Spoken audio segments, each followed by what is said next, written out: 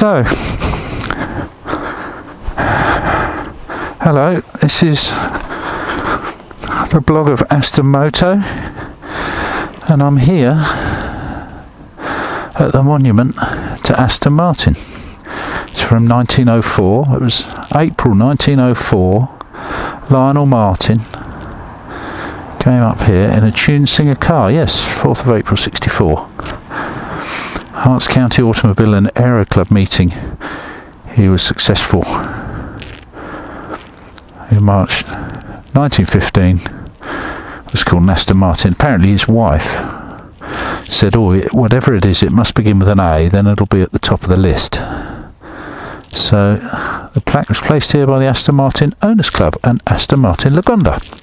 So here we are. Now, last time I was here, because you know, things on your doorstep you never go and see, you could see right across, and all these trees have grown up. I'll tell you, it was a long time ago that I was here, but you could see out across the vale there, and this is pretty much all around was Rothschild estate land, covered from Hertfordshire and into Buckinghamshire. So you got Wing over that way, we can't see, but Wadston, which is his big manor house, up to the northwest, still on the A41. We're close to the A41 here, and this was on his land. So it's now a very successful cycle track run by the Forestry Commission. Guys come up here on their mountain bikes, and this, we'll have a look at the hill. Gosh, it looks quite steep here, but what we'll do, and this was the finish line, we'll go down. I'll edit out the drop down into to the start, and then you and I can do the Aston hill climb.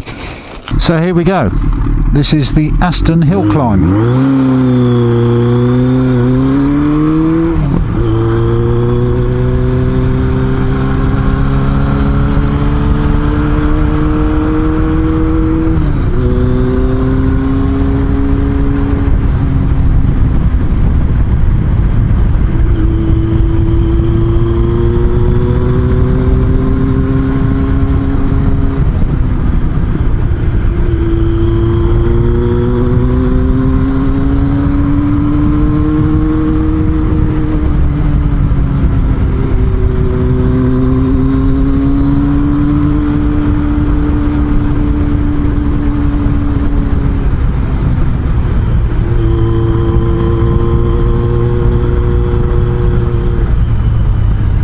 That's the end.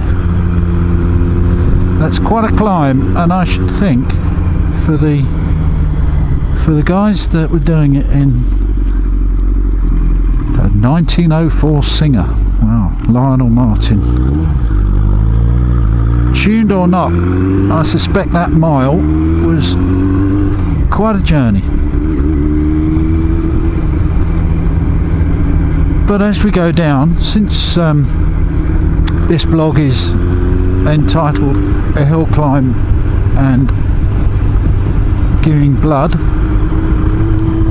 I should tell you the story about my last blood donation. Well, for those of you that have given blood, first of all, thank you. Those that haven't, why don't you? I've got a very common type of blood, and they tend to use mine for platelets, which are always in demand, road traffic injuries and such like. But when you do, when you've finished and they withdraw the needle, the nurse has to stand with you for 2 minutes holding on a absorbent pad, and then at the end of that time just check that you've stopped bleeding. So just concentrate here. So she the nurse is going through a regular spiel. She's done it 100 times before. I've heard it before. I'm not listening particularly closely, and she's got it so off pat it's kind of boring to listen to. So, but anyway, she has to do this for 2 minutes, so she's going through her spiel, as I say, when she said, so you can go over there for a cup of tea and perhaps a biscuit, but you must let one of the staff know if you want to go to the loo, in case you get a big stiffy. Oh, what? I thought, that can't be right.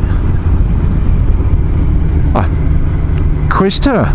I said, surely that's not likely to happen. Why? She said. I said, well, you've just taken a pint of blood.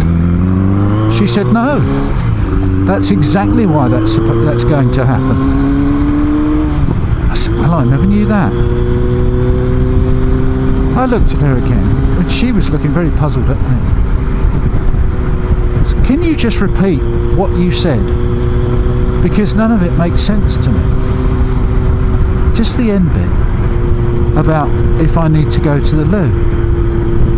And she said, well, yes, it's quite common. If you have a hot drink and you stand up and go to the loo, you can get a bit dizzy. Oh.